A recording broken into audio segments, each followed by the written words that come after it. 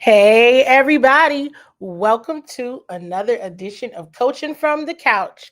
This is your Washington Commanders update, and I am your host, Candi CWall Waller, checking in as I do all throughout the NFL season and the calendar year to give you the latest and greatest information on the Washington Commanders. So, this is a live recording, a live Bowie television recording of the show. So, live TV, it is what it is. So, we're going to make it work because hopefully it won't work me in return with technical difficulties. If you are in the Prince George's County, Maryland area, you can find us on Comcast channels 190 to 1097. Hopefully, if you are watching online, the live version, and you are on YouTube, hopefully you are subscribed. Hopefully you are sharing the channel. With everyone locally, we do not just do sports. I feel like I've been saying that for like a while now. But at any rate, but we do sports, a lot of it. And if you're watching from Facebook, you can love and like and share this show with your Washington Commanders loving family and friends. You all, I'm still trying to get my voice back. I think I left it in Green Bay. But at any rate, if you all are checking in, you may have caught my recap show on Friday because, like I said, I do it the day after the game at 7:30. And so I said, okay, well, I won't do this one today because I'll just wait. I did a recap show already. And hey to Mazdak.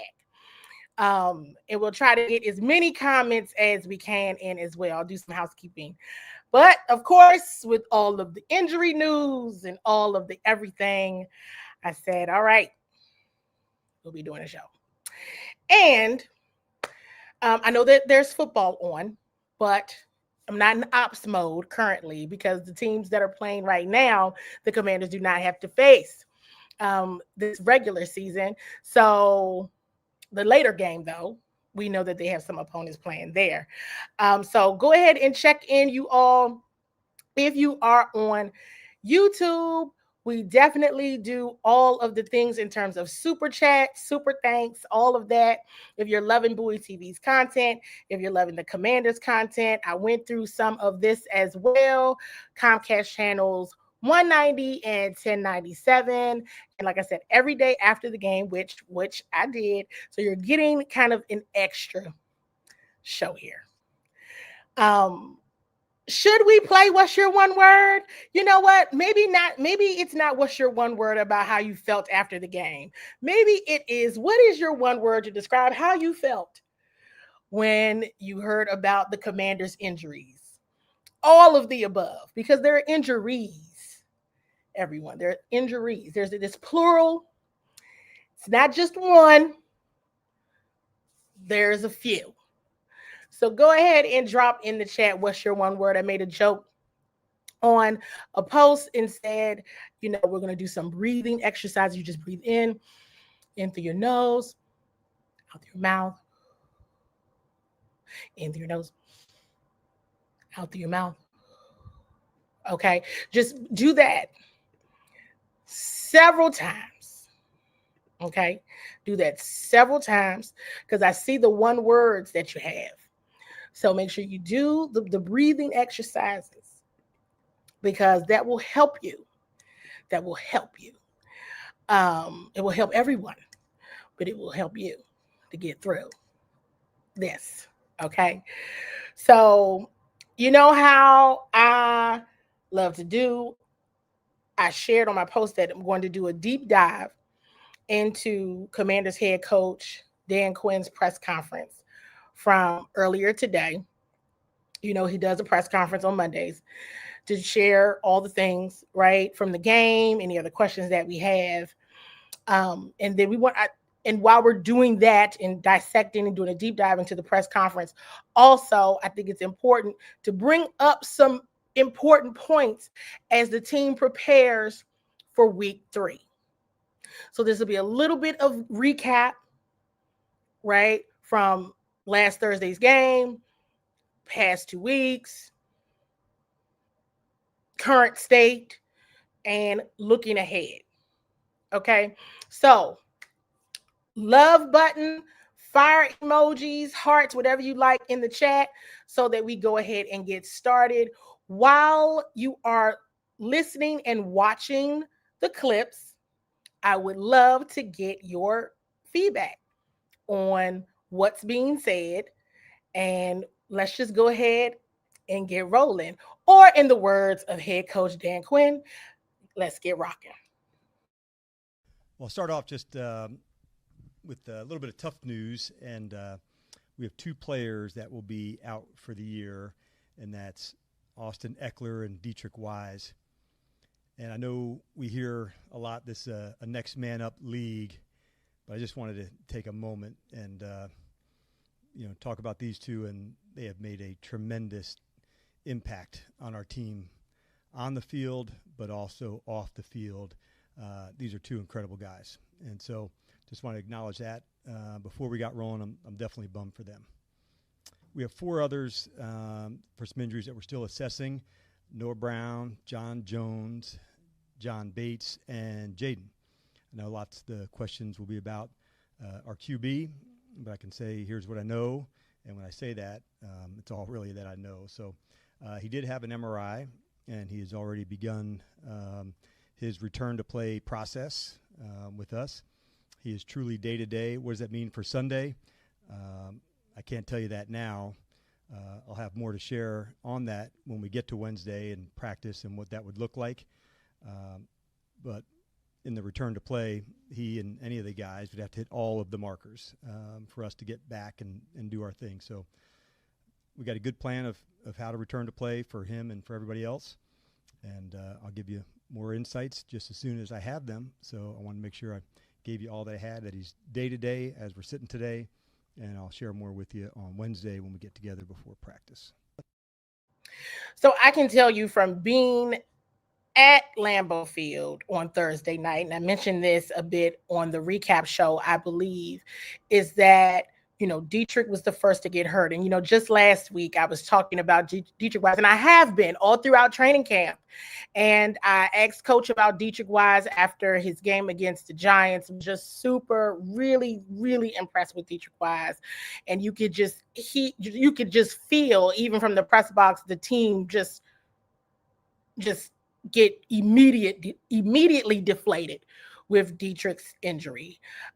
So we want to wish him well. I'm sure you all have done the same.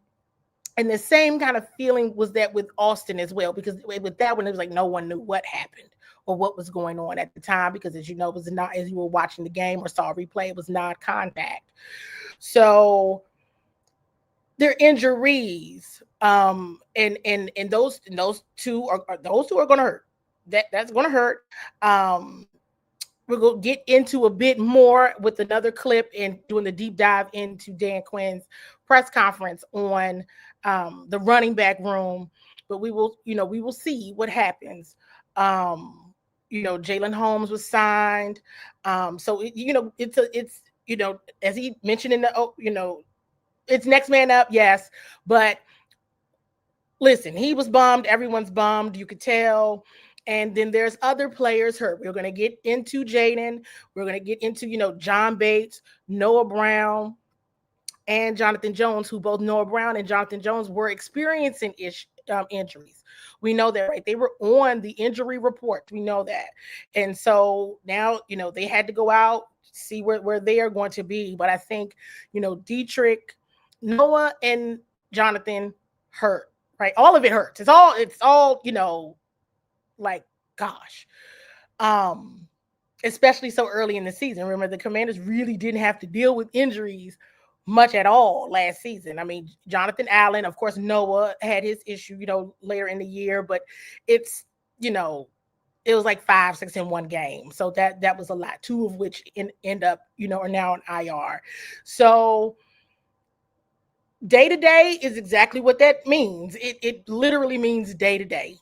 They would have to see.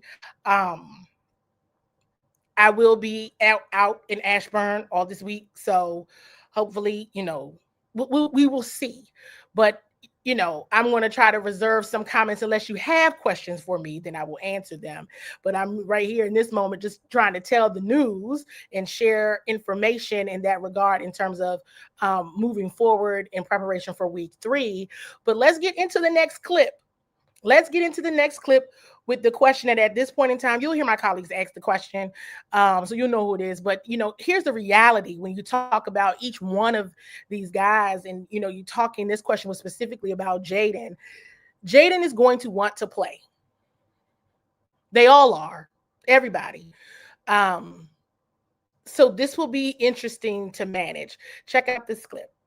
Hey, Dan, with Jaden, obviously he's going to want to go out there and play. So what are the things that you would want to look for to make sure that he would be ready to go or might not be ready to go? Yeah, it starts off first on like the strength part of things, the movements, and that's step one, John. Then on the field, the change of direction, the pivoting, the moving, all of those would be the things to go. So we'll just take it, as it goes, through the week. But he'd have to see all of the steps along this week to hit those marks, the speed, the stopping, the change of direction, all of it. If you are just tuning in, this is a live Bowie television recording from the Coaching from the Couch series. This is the Washington Commanders update. I am your host, Candi CWall Waller, giving you all the latest and greatest information on the Washington Commanders. So hopefully you all are subscribed to the YouTube channel. Hopefully you're watching the channel on TV. Either way, if you are a Comcast subscriber in Prince George's County, Maryland, channels 190 and 1097, let's keep moving through the clips. Because some of it is all tied together, of course. And this still has a bit to do with injuries and just the overall process to return to play. Hi, Dan. Hey, Tom. Not to stay on the Jaden track here, Sure. But do you feel like you have to treat him any differently given his importance to this franchise? Are you treating his return to play differently than say, a Noah Brown or a John Bates? It gets more attention, Tom, for sure. And we recognize like what Jaden is and the impact that he has here. But I'd be BSing if I said, like we wouldn't care about those guys in the same way. So I think it's not less on for them. We just want to make sure we're going to try to push the guys to the right spots. All these guys are like legit competitors, Tom. So there's some of us protecting them from themselves as well. But we're going to do our best to make sure we got a pretty robust return to play program, and they have to hit all the markers even to be considered to go. So we're just not going to miss any steps along the way, man. So I see you all have said hello to Mama Waller. She has made her appearance. So thank you so much for giving her love. Say hello to Pops Waller as well. He watches later on, or maybe live. You never know. He might be sneaking on YouTube. Who knows? But in terms of return to play, and I know that I think I do want to address this because I know last year with the rib injury, it was, oh, he's ready to go, or oh, he's fine, or oh, he can play. And I think it was in one of the commercials or behind the scenes in a commercial with Jaden Daniels, Saquon Barkley, and Justin Jefferson. And Jaden says, like with the broken rib or like a fractured rib for the Hail Mary. And they were like, what? So yeah, that came out on his, broke his own news right there. But while there are rules that you have to report things out loud, right? You don't necessarily have to tell details. You really don't. And so, or you just make a decision, and that is between the organization, and that is their business. And what I know, and to John Keim's question, is that it is going to be hard to keep Jaden from playing. But I just trust that they're going to do the right thing. He's a competitor, and this is just kind of like, you don't know, it's not going to be a situation where you got to like hold him down. It's not going to be like that, you guys. But he loves it. They all do. And so, hey, you got to think in terms of, this is week 3.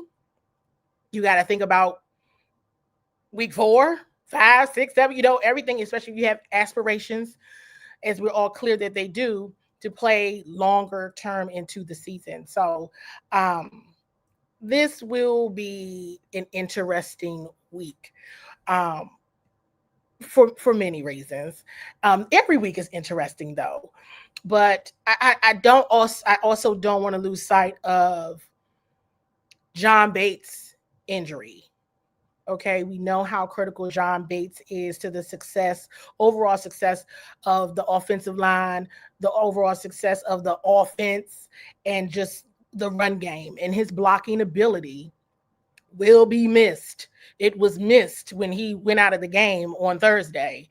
Noah Brown, that was another play. I was even sharing my excitement with you all, like, hey, see, he's okay, he's doing all right, he's fine. So for him to go back out, and that I'm sure it stinks for him because this is just like a recurring thing for him, right? With dealing with the injuries. And then with Jonathan Jones, I think for many of us, you're still kind of waiting to see what's there and all that's there, but he's been dealing with injuries as well. So there's a lot that they would need to be careful on for all of these players because they're such critical pieces of the Washington Commanders' success and the offense and the defense and their overall success. But hey, go ahead and drop in the chat. You all, what are your thoughts? Do you play Jaden or no? Day to day or not? Do you say, hey, you can stay day to day, but week 3 is not going to be for you? You're just gonna have to sit that one out. Go ahead and drop your thoughts in the chat. Also, you're welcome to do super chats, super thanks, all of those good things. If you're loving Bowie TV and loving the content, that would be absolutely cool because we do that as well here. Let's get into, and I believe this question was Nikki Javala's, on getting some more specifics and clarity on if Jaden has a knee sprain. Hi, Dan. Is it in fact a knee sprain that he's dealing with, and was he hurt on that tackle in the fourth quarter with about 5 minutes left where he came up hobbling? He was hurt on a tackle. He was actually looking back on Micah and scrambled away and got hit from kind of the opposite direction, I would say. But he is dealing with a knee injury. Like I said, it was good that he finished the game. And now as we get through it, we'll just kind of go through the whole process with him. And we're not going to miss it either, Nikki. With Jaden, we know how important he is. And so we're just going to kind of take it. That's why I truly say it's day by day to make sure that he can absolutely be himself. So, Jay did a press conference Thursday night. Of course, he was asked about his health. He just smiled and said, I'm good. And so, everything this is what he's going to say. So, be watchful on this. Also, a follow-up that I believe, and this is Nikki's as well, she had on expectations. This goes back to my point about John Bates, Noah Brown, Jonathan Jones. She followed up with the question about them as well. And what are your expectations for Noah Brown and John Bates this week? Yeah, I think it's a long shot, but we'll have to find out when we get through Wednesday and where we're at. Both of them had soft tissue injuries, and we'll just see what it looks like as we get through Wednesday. But we're still assessing him and John and Jaden as well. So those are the 4 that it's too early to call it for me. And so once we we'll get together Wednesday and have a better discussion for that. I will be there this week. Not for the discussions, but I'm just saying, I'll be there. So it's something to be mindful of. I think this early in the season, it's just one of those things where you would just almost prefer they be rather safe than sorry, right? Because the season is long. It is very long. So let's see what happens here. Go ahead and drop in the chat if you have any other thoughts. Like I said, if you're just tuning in, you're watching a live Bowie television recording from the Coaching from the Couch series. This is the Washington Commanders Update. I'm your host, Candi CWall Waller, giving you all the latest and greatest information on the Washington Commanders. I'm doing a deep dive, you all, on Dan Quinn's press conference. We're going to get into Marcus Mariota. Okay, so what if Marcus has to play? Marcus was experiencing an injury this summer, right? So DQ was asked about Marcus and kind of just running back the timetable of when he was ready to play, because he definitely sat out a good amount of training camp due to injury. David Aldridge. Hey Dan, on Marcus also, you guys kept him down through most of camp in the preseason. When did he hit the markers that you needed to see him hit to make sure that he was ready to go? It was after Baltimore. It was close to Baltimore, DA. It was like, okay, could we get some reps into that one? I felt like in the pregame that was okay, there it is. That looks like you all the way through. But that was the week we weren't sure. Would he be able to get some during that Baltimore week? The week after he was at the full, and then from then on I felt good. But it was really into that week that I was, okay, there's the speed, there's the explosion. And it took a while, but he has fully made it all the way back. Those are frustrating to go through as the player, but I can remember having the conversation. I said, hey, man, that's it today. And that's why we waited, so it would look like that. And I think that was the week through that Baltimore and then into the next week, which I'm kind of, I don't know what the right word is, like the end of the season, preseason bye week. But that week I felt like he was back to himself. And that was also what DQ shared there was what I recalled from watching pregame warmups in Baltimore, not in Baltimore, but in Northwest Stadium when they were playing Baltimore. That was also when everyone was so amazed by Noah Brown and how he was warming up and how he looked. So when he mentioned that, I was like, okay, yeah, I remember around that time, because that was when, go back, I'm gonna pull receipts. When did I start saying Marcus is at practice? Marcus is only in shells. Marcus is in pads. And it was definitely around that same week, and that, like he said, that midweek between the end of preseason and beginning of the regular season. So, yep, I had to go back and pull those receipts for certain. I think you also have to think about, who they're going up against in the Raiders. And, hold on to this moment. Hold on to this moment. And I think this is because everyone knows about many of the coaches and some of the players that have a history with, Pete Carroll and Commanders. I mean, all of the things, right, when it comes to the Raiders.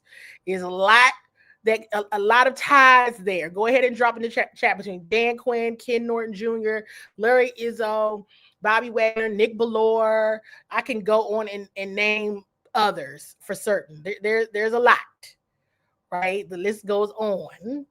So I said to myself, okay, maybe Marcus gets this done, right? Because we know how, the offense should still be the offense. But we're going to get into this in a moment when we start talking coverage of tight ends, because I want to talk about Jeff Driscoll, who no one could figure out why the Commanders didn't re-sign him, is on the practice squad for the Raiders. He's signed to the Raiders practice squad, okay? So use your clues, write that in your notebook. Jeff Driscoll, and please do not forget the very important point, of course, Pete Carroll, but the very important point that Jeremy Chin is over there. And Jeremy Chin has a lot of practice in covering Zach Ertz. So, all right. So when you think about who should play in, if Jaden is day-to-day, maybe Marcus can get this done, but there's some folks over there that are familiar with the folks in Ashburn. Very familiar. So keep all of that in mind, because this is not none of the games are easy. But when you know people that know people that know people, it gets a little harder. Let's move on to the next clip. And obviously Marcus has a lot of experience. Can you kind of talk about your confidence in him, and maybe when you would want to make kind of a decision on who's going to get the ball on Sunday? Yeah, we'll take it all the way to Friday, and then have a real good idea of where we're at. If called upon, this is an elite competitor, teammate, player, and so we'll just take it as we go through that one. But our confidence in him is through the roof based on who he is, the teammate, what he's shown to us here, Tom. But I'll have a better sense for that as I go through the week and can give you better insights on that when we get together on Friday. Listen, you all know I'm a Marcus Mariota advocate. I mean, I'm an advocate for everybody over there. I mean, but as Coach Quinn said, just top tier individual. And so, and hey, if Jaden doesn't play, I'm just going to tell you, he may be the loudest Commanders fan in the building. I'm just going to tell you right now, if he's not playing, while he may not be happy about that, I would you put up any super fan against Jaden Daniels on Sunday if he's not playing and Marcus Mariota is at QB, he's going to have a good time. He's going to have a grand old time. Of course, he's going to be, wishing he's playing, but the way he advocates for his teammates, I have not seen anything like it. I mean, they all are like that, but Jaden is just, he's different when it comes to how he cheers. It makes you want to cheer. People they're real happy and they're so happy, they make you happy. That's how he is. So we'll see what happens.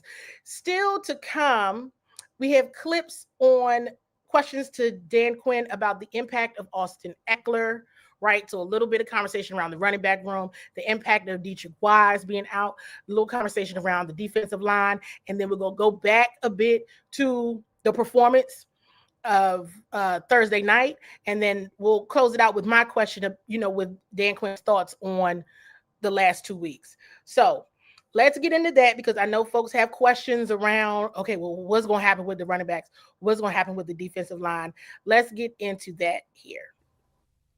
Hi, Coach. Obviously, Austin Eckler had a huge impact in the pass game. How do you go about replacing his role? Is that something that you're comfortable having Bill Krosky-Mara jump in, or are you going to see more Jeremy McNichols? What's the approach there? Yeah, you're right. He has been such a factor for us, Liam, both on the field, and I can't emphasize this enough, the teammate he is off the field, the standard that he sets, how he goes for things.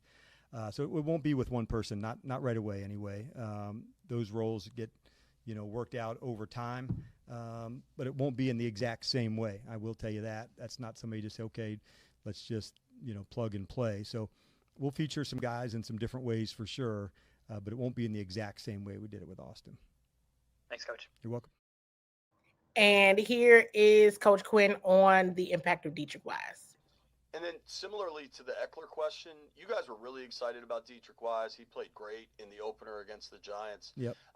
What do you do to kind of to fill that hole now going forward? Yeah, we'll have to adjust for sure. And like the size and the strength that Dietrich played with on the edge, that's a real thing. And so we'll mix it around. Fortunately for the roster, we've got some guys with some size that we can put into some different locations without giving away too much, but we'll have to do that some just because of the importance of that. And that's why Dietrich was here to add some strength into the run game, and that's not going to change. But we will have to do it a little bit differently. We'll also see, how we can develop. Jalen Holmes has been somebody that's been here. We've got a lot of faith in him as well, and we're still looking to see what we'd add and how that would look as well. So I think it is very important. I hope you all had your notebooks out and had your pen, because that was certainly a very high caliber use your clues moment right there. Okay. I mean, Dan Quinn has a way of saying a lot without not saying anything at times. I think, he and I are probably alike in that way. So if you didn't catch it, you really just didn't catch it. And so that one was one I wanted to really illuminate for you all to say, hey, I hope you caught that. And if you did, put in the comments that you caught it, right? If you didn't, you might need to go and rewind this one, okay? Because he definitely already said, hey, without giving too much. But he gave enough. He gave enough, in my opinion. I mentioned Jalen Holmes earlier. He mentioned Jalen Holmes in that clip. It's just, gotta see, okay? Hopefully you caught that one. All right. And if you're just tuning in, this is a live Bowie television recording. This is from the Coaching from the Couch series, the Washington Commanders Update. I'm your host, Candi CWall, sharing all the latest and greatest information on the Washington Commanders, doing a deep dive right now into head coach Dan Quinn's press conference earlier today. I did a game recap last Friday, so I hope you caught in and caught up on that to help to build, because Jaden's injury did come up on that. So I did address it there, but on Friday. But moving on, we've already kind of gone through injuries, the impacts of losing Austin Eckler, impacts of losing Dietrich Wise. Now we're going to get into a bit more specifically on last week's game, because last Thursday's game to be specific, because I know it was a short week for them. Coach Quinn had questions about the O-line's performance, the run game, and covering tight ends. And then I had a question about just his thoughts over the last 2 weeks, but we'll get into more specifics of that in a moment. Let's get into the question on the O-line's performance. A game question. What did Sure. you see specifically with the O-line production and performance at Green Bay, and where the deficiencies were? Yeah, I really felt like it was almost like a repeat from Detroit. They got out ahead, and I didn't like how we started, really on either side of the ball, David, to say, you have to go back and look. It was either 2 punts or 3 punts, on our first 2 or 3 possessions. They drove down some, so I didn't love the way that we started. As bad as it felt, as we got into the start of the fourth quarter, you're down a touchdown. Okay, we stayed in the fight. As bad as it felt, we didn't hit on a field goal at the end of half. We missed on a good return coming out of the half. So I thought our complementary football back and forth wasn't right.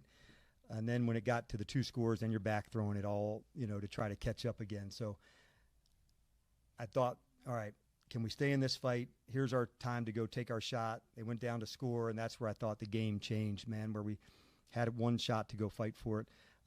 Didn't love our balance, honestly, to go, that many runs and passes.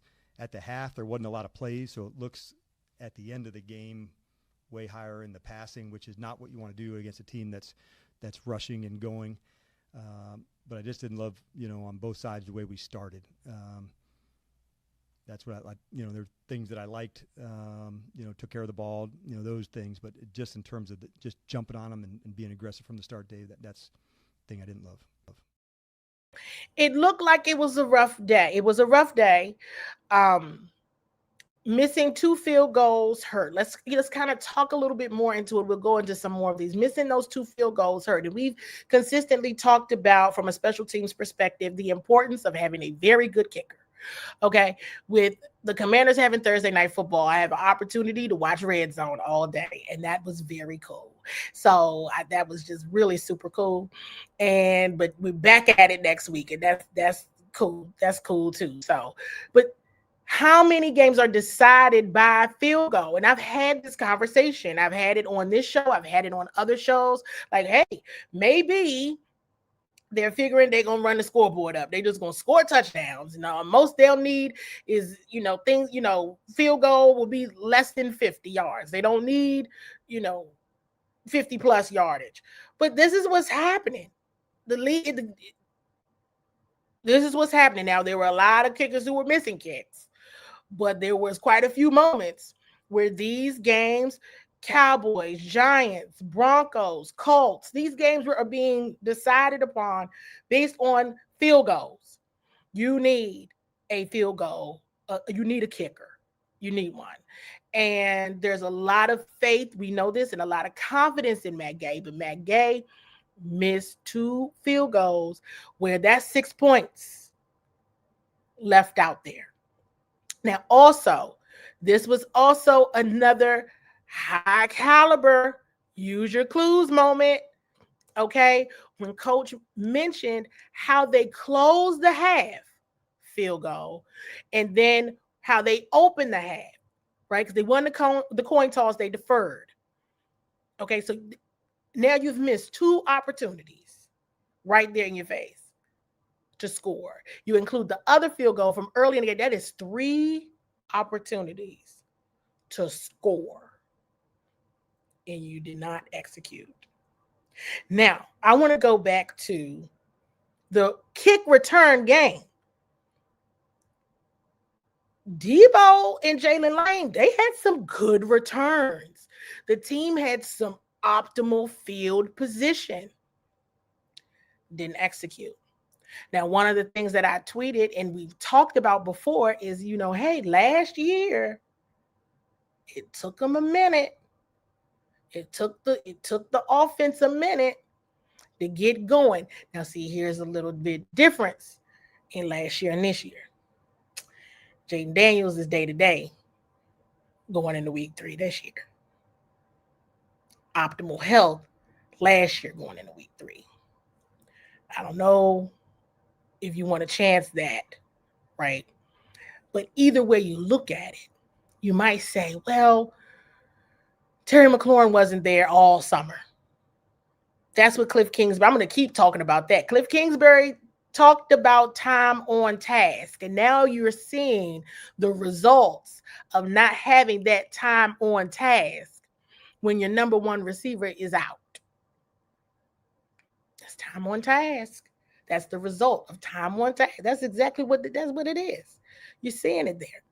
Now, there was also moments when I said on Thursday, they should probably go to Bill a bit more. And you didn't see that.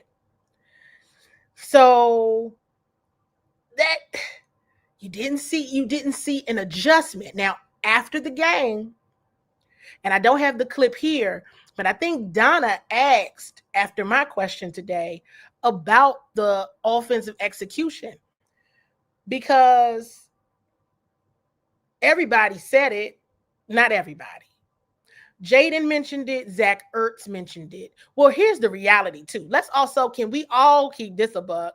And Coach ended up saying it. Green Bay is good. All right. Give them some love, for real. Fans, phenomenal.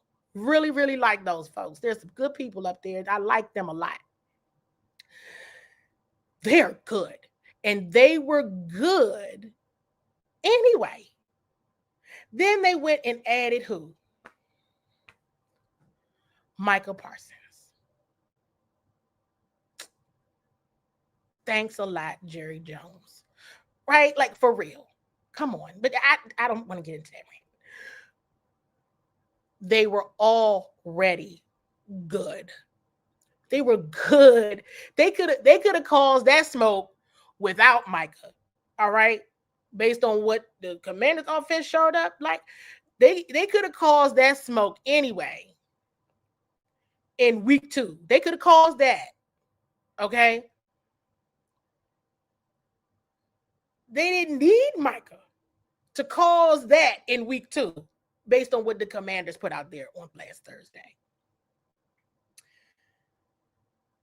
Jerry Jones did nobody, himself included, any favors by sending Micah Parsons to a team that was already being talked about as being one of the top, not only in their division, but also top NFC teams. I mean, they were last year too. It took I keep saying this, it took the Bears to beat them in order for them to drop to the 7th seed, the Commanders the 6th.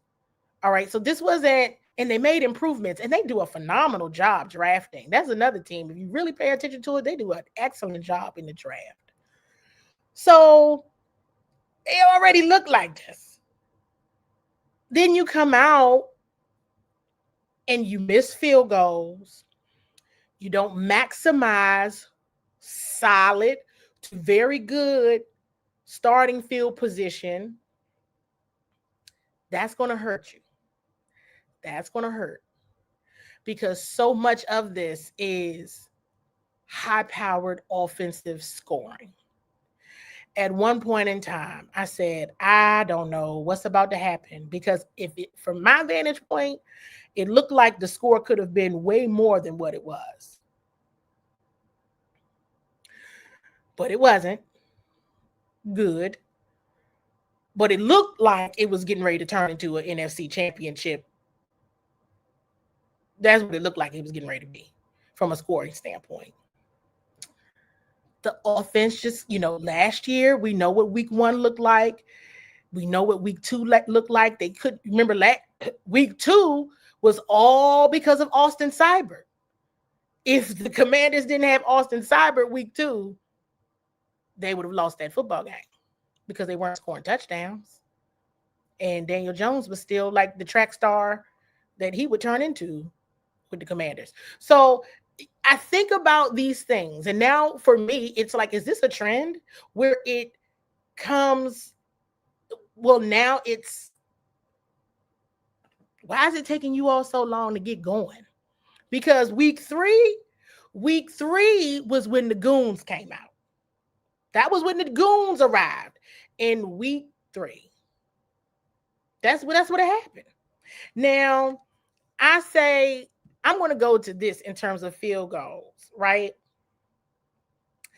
That is the only thing that makes sense to me as to why it wasn't that much of a concern about Matt Gay, because they felt like the team, this is my opinion, said, you know what, we're running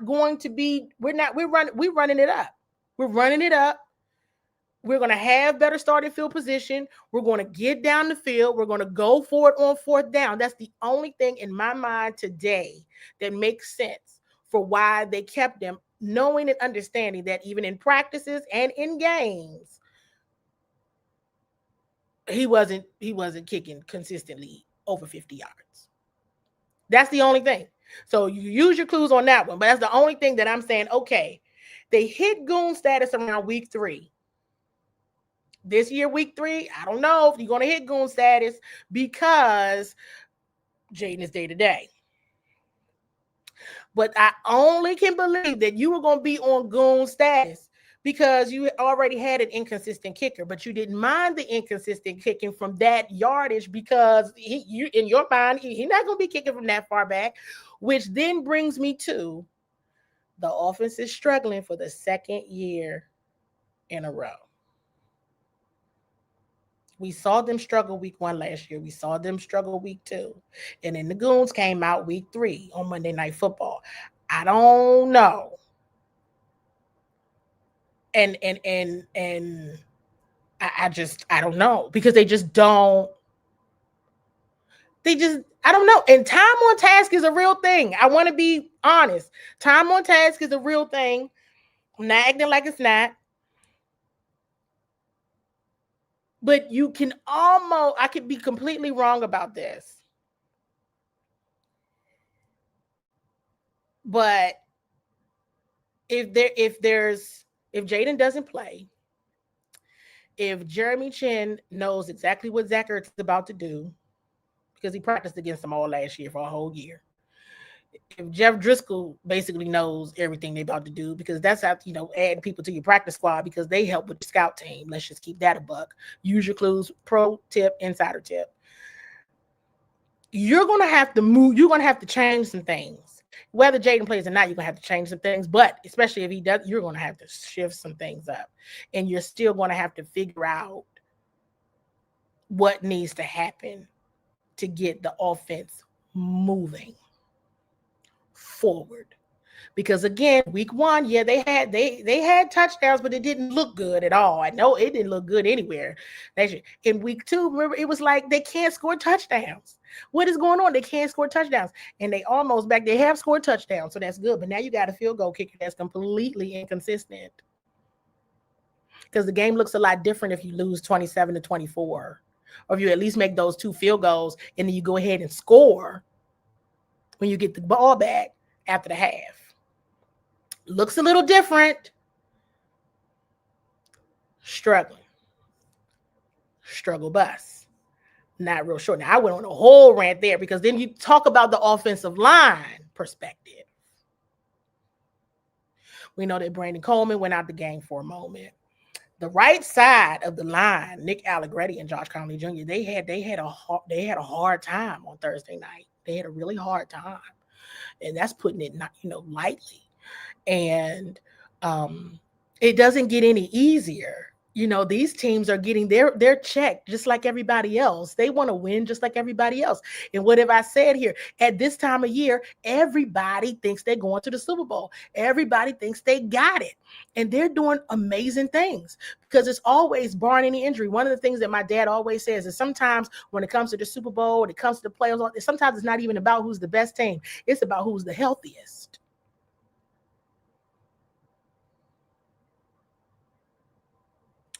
Great point, Dad. So it already looks a little different in week 3 for the Commanders than it did last year. And I still believe that this is a better roster for sure. But now we're looking at a longevity challenge potentially because look at already how many injuries you're dealing with. Going into this next question now about the run defense. I think this is about the run defense. Hey Dan, obviously the big part of that Packers game again was losing the matchup in the run game. You guys struggled to get the run game going while they had a good amount of success on that side of the ball. On the defensive side, from that standpoint, what do you think needs to be better in terms of your run defense moving forward? Yeah, I knew it was going to be a tough matchup with Jacobs. I thought, for him not to get an explosive run, I think his longest was 10. Tashawn, that was a big one. Quarterback had a scramble. He had a couple reverse. That was a long one. So that part, we thought, I honestly was more disappointed on the play pass side of things where they're able to hit some shots down the field to the tight ends. The running back I've been impressed with. I thought he was going to be good. Not allowing any explosives by him, that was a big piece for us. But allowing some of the pass game explosives, that's the thing that really bothered me. So use your clues, pull in receipts. Okay, and I don't think I have it here. Let me look, you all. Let me look. This is always so many. We always have so many questions. We have all this stuff loaded. So this may not be here. But at any rate, I don't think so. I'm still looking right now. Maybe not. I asked Dan Quinn last week about the Packers offensive line. Love button, fire emoji. And if you're watching on YouTube, thumbs up. Make sure you're subscribed. You can still share this link with your Washington Commanders loving family and friends. I asked Dan Quinn last week about the the Green Bay Packers offensive line. And you want to know why I asked that question? Because of actually the question that my colleague here asked. Because it was a lot of talk about the defensive line, and rightfully so after the Giants game. Rightfully so. There was a lot of conversation, and good should have been. But I said, I want to see what they do against the Green Bay offensive line. This is a good team, everyone. Okay? They're good. And I said, I want to see what they do. And Coach Quinn absolutely mentioned Josh Jacobs to me last week when I asked him. Okay? Yeah, he brought him up because I wanted to make sure I asked that. Because I was like, we doing a whole lot of talking about this defensive line. Has anybody done their homework on the Green Bay Packers offensive line? Now, here's the other thing. Now, I don't know if this is going to make people feel worse about the situation or what, but they actually had depth players. They didn't have all their offensive line players weren't starters. Okay? An investment in the offensive line would change a lot of things. And then let's not talk about Jordan Love like he's some scrub. Jordan Love is very good. Okay, it's another team getting paid over there too. They have aspirations. Everybody should know. I told everybody, listen, this was a team that didn't need Michael Parsons. They went out and got Michael Parsons. They have alerted everybody to what type of time that they are on. And oh my goodness, they were in the Trey Hendrickson sweepstakes. They trying to do all that because they got money, because they built through the draft. And they made some good free agency picks too. But when I'm asking these things, it's because of what I'm looking for. Now, this next question was one that I'm sure everybody wanted to know. Everybody across America wanted to probably know this one. And it was about the defense's ability, or perhaps lack thereof, to cover the tight ends. Curious what you saw from obviously defensive point of view of Tucker Kraft from the Packers. Had a really good game, quality Yes. tight end. what happened there. Then obviously you have a Brock Bowers coming to town on Sunday. So how do you learn from that? How do you correct that, especially, trying to going up against those good tight ends? Yeah, you're right. And that's what's hard, when you have, I think it was probably over 150 yards, must have been Scott by the two tight ends, and one for a 57-yard to go. And so sometimes at tight end, man, it's eye control in the run game. Make sure your eyes are in the right spot, whether it's a run or a pass. And I think that's what I was referring to earlier on Tayshawn's question. Like, I was disappointed that, we lost the tight end on some, routes that, looking at one thing and it's, hey, this is thinking it's a run. You're looking into the backfield. And so I want to make sure those things we can get corrected. But, yeah, no doubt about it. We knew that was one of the real focal points. It took some shots outside, which I thought, down the field on the corners, but Trey and Sean were into that space. But really, I agree with you that the tight ends were the matchup, and we better get that part really buttoned up heading into this week, that's for sure. Because if you don't, it will be a very long day in Northwest Stadium. Okay. Very long. And that's not, I remember, last year, some people were saying Bowers was the offensive rookie of the year. They had him, a lot of people were saying that he could make a case for it. So, and they have Ashton Genty as well. When we talk about defense, they also have Ashton Genty. So I'm going to be watching. Of course, I'm always going to be watching for the coaches connection, because one of the things that I said on the recap show, and I've said it in, and I think I even said it in the pregame, it was sometimes, you all, the battle and the war isn't happening on the field. Sometimes it's happening on the sideline. These coaches, and that is one area that the Commanders they didn't do so well, coaching, right? We heard players share that they were out schemed. They knew what they were going to do, and credit to this team, they were prepared. They were more prepared.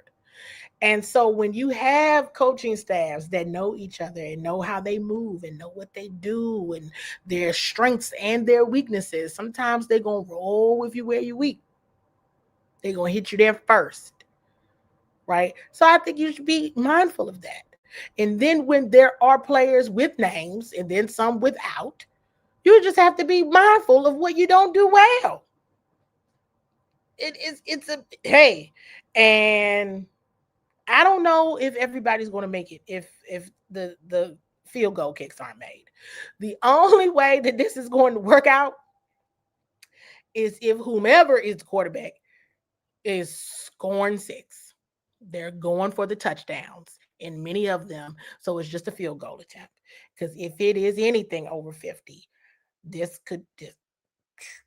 So these are things to be mindful of, things that we've discussed here on this show, because these are things to be watching for in the next game. You saw them in a previous game, and some of these don't get better. Covering tight ends or lack thereof, this is not going to get better on Sunday. The difficulties on the offensive line, I've been talking so much. Fire emoji, love button, all the things. If you recall me talking about, hey, my issue, I'm not even concerned about the left side of the line. We need to be talking about the right. Does it get easier? John Bates might be out, right? That was one of the players that Coach Quinn said that's a long shot. That now he met those over there. Those might be more of a long shot because they got soft tissue injuries. All right. John Bates is needed in blocking. So you got to see what happens there. Now I'm going to close out with my question to Coach Quinn, and I want to make sure we listen to this one very closely.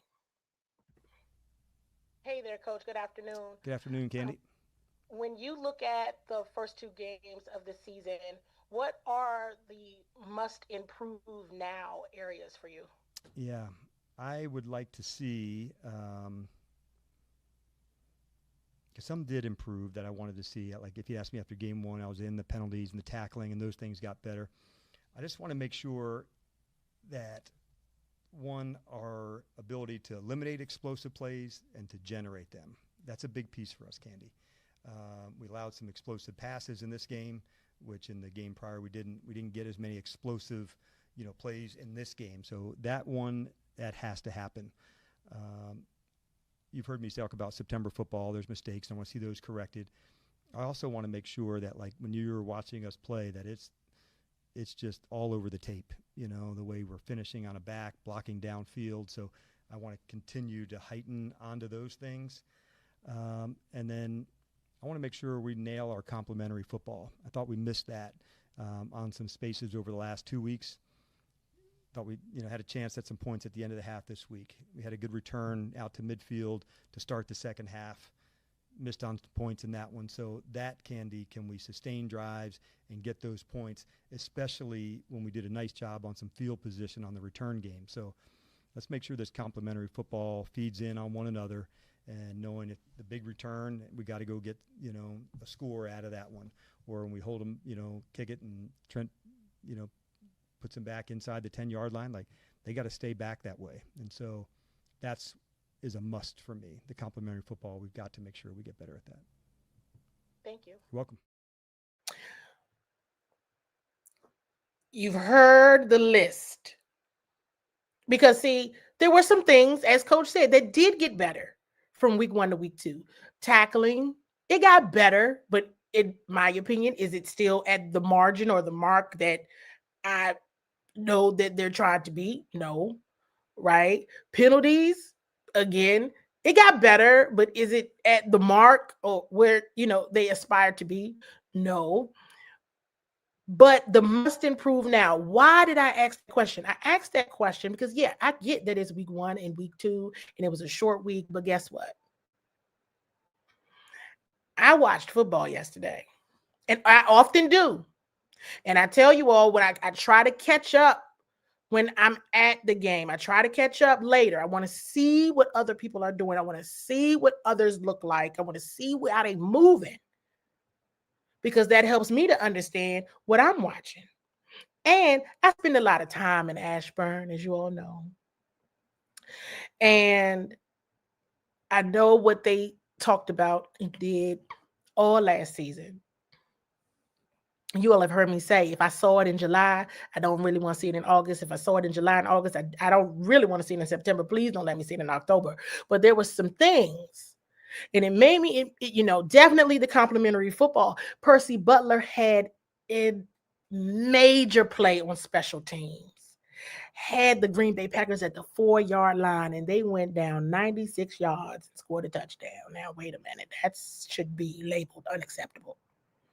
I would think that would be borderline like on the unacceptable range there, right? Because that is not complimentary football at all. That should have been an easy 3 and out, or you right there at the 4-yard line. Somebody should have got a pick 6 or something, a safety, something, anything. You're on the 4-yard line, right? Good returns, not able to maximize the field position. But if you need to go back and listen to that, okay, go back and make a note of everything that Coach said he wants to see different, must now improve. This is me. Hey, what do I do? I'm trying to help you all of what are you looking at? What are you watching? Use your clues, because that's what I'm going to do. I want to know, because now I've written it down, and I'm going to see if it's any different, because there's some other things. Right side of the offensive line, penalties is still a dagger for me, because I said it on the pregame show, which was, this is not the game that you want to give away. You don't want to give away yards. You don't want to make it easy on them, and you don't want to make it harder for yourself. Thursday night wasn't the game for that. None of these games are the game for that, because people will start really making you pay for it. And that's what happened. Made them pay. And rightfully so. They're a good team. That's what they're going to do. So definitely have not seen the complimentary football at all. Definitely got to see all that. Now, like I said, I'm concerned about the right side of the offensive line. I'm concerned about the coverage of tight ends. I'm concerned that the Jeremy Chin, Zach Ertz battle will be live and in living color for all to see, because he is different when it's your teammate. See, I saw that battle in practice, and it would be good. And last year, this is me pulling receipts. Love button, fire emoji if you enjoy when I pull receipts. Last year, when the Commanders played at the Atlanta Falcons and Zach Ertz had an amazing day, he credited Jeremy Chin for why, and just how he has many, of course, the head coach, tight ends coach Rye, he his teammates, but he credited Jeremy Chin and how he would battle with Jeremy Chin every day, and he would talk about how sometimes the training camp it would get intense, and but they were teammates then. And Zach Ertz is having an amazing season so far. Just 2 weeks, but guess what? He's been a security blanket. This will be interesting to watch. The battle of strategy going on the sideline, what's happening on the field. I may do another show this week that may be recorded, may not be live. I do the pregame an hour before the show. So I do a pregame here. It'll be streamed through, I think it's the Fox Sports 1340 or All Burgundy and Gold, everything. And it'll be streamed through Bowie TV as well.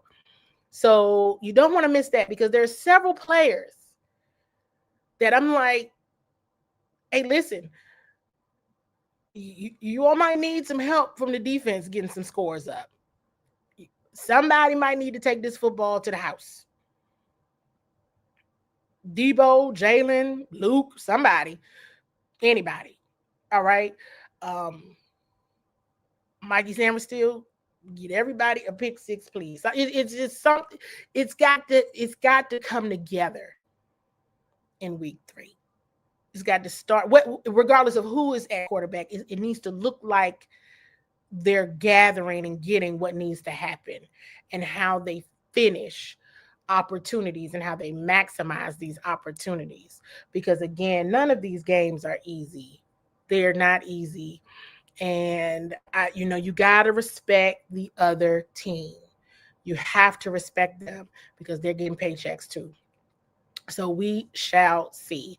You have stuck it out with me for a whole hour to talk about and dissect and go through Coach Quinn's press conference, talking a bit more about Green Bay, some outlook and some thoughts going into week 3 with against the Las Vegas Raiders.